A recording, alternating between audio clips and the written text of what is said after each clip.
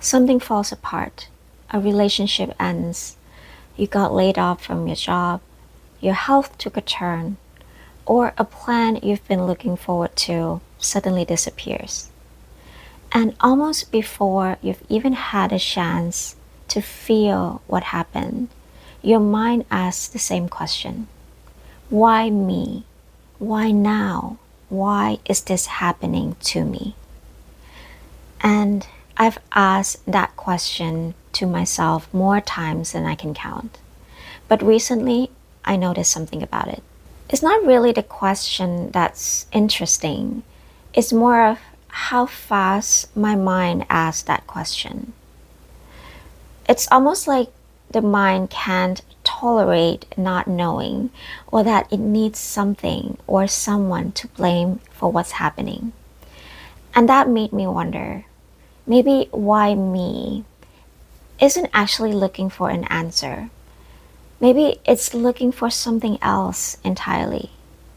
I think this happens to a lot of us, especially during transitions or tough times in general. When life suddenly doesn't look the way we thought it would, everything feels uncertain, and our mind immediately gets to work.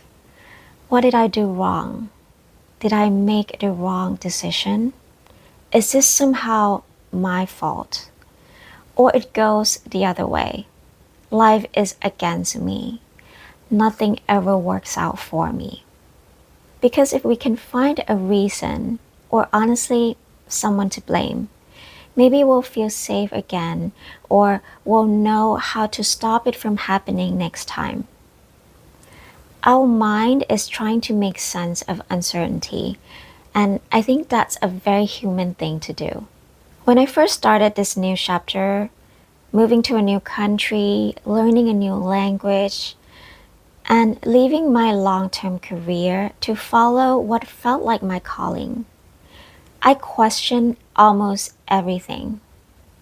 When something didn't work out, I immediately took it as evidence that I'd made a mistake.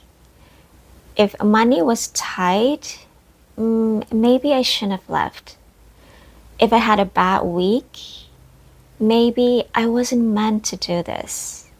Every difficult moment became proof that I'd chosen the wrong path. But every now and then, something encouraging would happen too. I'd come across really good mentors. People would send me kind messages. A video would resonate with someone, or I'd just wake up and feeling genuinely peaceful and hopeful. And do you know what I did with those moments? Almost nothing. I accepted them without questioning them. But every setback became another piece of evidence that I was failing. I only trusted the bad news. And once I noticed that, I couldn't unsee it. I don't think there's anything wrong with asking why me. I think it's a completely human response. But I've started wondering if sometimes we're asking this question way too soon. Not because we shouldn't try to understand our lives, but because before we've even allowed ourselves to feel the disappointment, which is a valid feeling, or before we've sat down and taken a single breath, our mind has already turned this one difficult moment into a story. A story about who we are, whether we're failing, whether we're unlucky, or the universe simply despises us. Now, the mindfulness practice I've been doing teaches me something completely different. It doesn't rush to explain, it doesn't judge, it just notices. This hurts. This is disappointing. This feels scary. And strangely, sometimes that feels enough. Because the moment I stop fighting that feeling of uncertainty, I stop needing an explanation and stop looking for someone to blame. And if I'm honest, most of the time that someone is me. I want to show you something I've been doing as part of my practice. If you're able to, make two fists with your hands. If you want to close your eyes, you're welcome to do so. Now, in your right hand, hold today's difficulty. It can be anything, big or small. Just leave it there. Don't force yourself to let it go. Now slowly open your left hand and place one ordinary good thing in it. Maybe someone smiled at you at a parking lot today. Maybe you had a warm meal or your favorite cup of coffee. Maybe someone checked in on you and see how you were doing.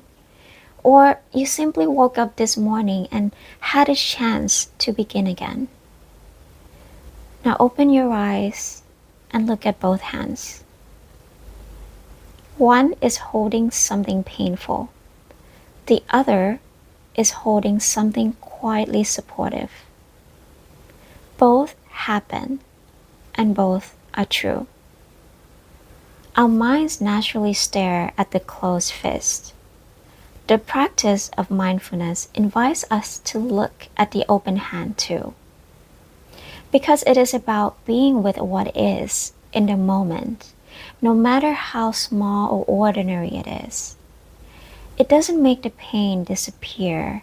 It simply reminds us that pain was never the whole picture. Thich Nhat Hanh once said, "The present moment is filled with joy and happiness. If you're attentive, you will see it." I don't think he meant life is always joyful. Life can be heartbreaking. What I think he meant was that even in difficult times, the present moment is rarely made of only one thing. There's usually pain and breath, fear and kindness, grief and sunlight coming through the window. We just don't always notice all of it. So the next time your mind asks, "Why me?" don't force yourself to think positively about it or try to find the answer for it. Just notice that the question has arrived. Take one slow breath, feel your feet on the ground, and come back to what's actually here before your mind begins to turn this moment into another story you don't need. Because maybe life has never been singling you out. It has been simply unfolding, sometimes painfully, sometimes beautifully, and often both at the same time. If this resonated with you, I would love to hear your thoughts in the comments. And if you'd like to keep having conversations like this together, consider subscribing and come back next week. Until then, take care of your heart, be present, be kind, and I will see you in the next video. Bye.